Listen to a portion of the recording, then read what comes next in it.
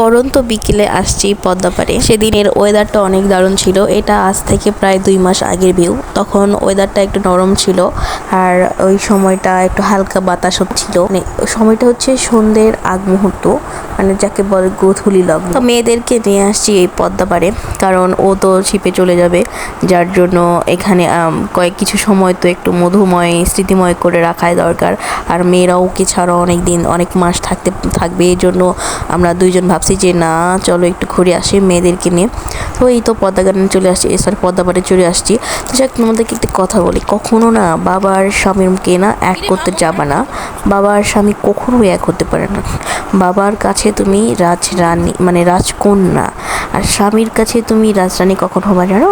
যখন সংসারের সবার মন জয় করতে পারবা, তার মানে বাবা মা, ঠিক সেই সময়টাতে তুমি স্বামীর কাছে রাজরানী হবা। আদারওয়াইজ কিন্তু তুমি কখনোই রাজরানী হতে পারবা না। তো একটা পার্সোনাল কথা শেয়ার করি তোমাদের কাছে। আগে যখন বিয়ে হয়েছিল না, তখন আমি তো পড়াশোনা করতাম। তো যখন আমি টুকটাক কাজ করতাম, তো বাবা বলতাম মা যাও পড়তে বসো, কাজ করতে হবে না, আগে পড়াশোনা তারপর অন্য কিছু যাও। আর আমি একটু পড়া ফাঁকিবাজি ছিলাম, এটা বাবা ভালো করে জানতো। তো যাই হোক, তখন পড়তে বসতাম। কিন্তু বিয়ের পর কি হয়েছে জানো, এখন আমি কাজ করতেছি, তখন আমার বড় এসে বলছে কি মন দিয়ে কাজ করো, মন দিয়ে কাজ করো। আমি কিন্তু কাজ করতেছি, তারপরে এসে বলতেছে মন দিয়ে কাজ করো, মন দিয়ে কাজ করো।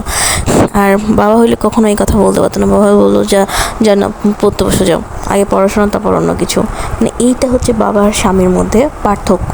বাবার কাছে তুমি করলেও রাজকন্যা, না করলেও রাজকন্যা, কিন্তু স্বামীর কাছে তুমি করলে, সবার মন জয় করলে, সংসার ঠিকঠাক রাখলে, তারপর না তুমি স্বামীর কাছে রাজরানী হবা। বাবা আর স্বামীকে কখনোই এক করতে যেও না। বাবা বাবাই হয় আর স্বামী তো স্বামীই হয়। বাবার কাছে যেটা আশা করবা সেটা কখনোই স্বামীর কাছে আশা করতে যেও না।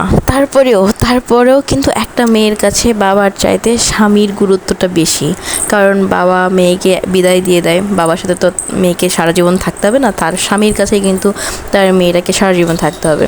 এই জন্য কিন্তু স্বামীর গুরুত্ব কিন্তু তার মেয়ের জীবনে বা মেয়ের কাছে কিন্তু তার স্বামীর গুরুত্বটাই অনেক বেশি। তো সেদিন অনেক মজা করছি, অনেক এনজয় করছি 4 জন মিলে। আর মেয়েরা তো শুধু খেলাধুলা করতে চাচ্ছিল, নরম ঘাসের ঘাস পেয়ে, আর ওদের জুতোগুলো খুলে দিয়েছিল। ওরা নরম ঘাসের ছোঁয়া একদম প্রাণোচ্ছল হয়ে পড়ছে। আমার তো মনে বলতেছে যে আমি এখানে প্রতিদিন বিকেলবেলা করে আসি, কিন্তু না, প্রতিদিন তো বিকেলবেলা তো আর আসা যাবে না। ওদেরকে দুইটাকে একসাথে নেই, আর ও তো থাকবে না, ও তো এই তো 2-3 দিন পরে শিপে চলে যাবে। আজকে আমার ভিডিওটি পর্যন্তই। আর লাইক, কমেন্ট, ফলো, সাবস্ক্রাইব করতে কিন্তু ভুলো না। Tata, bye bye.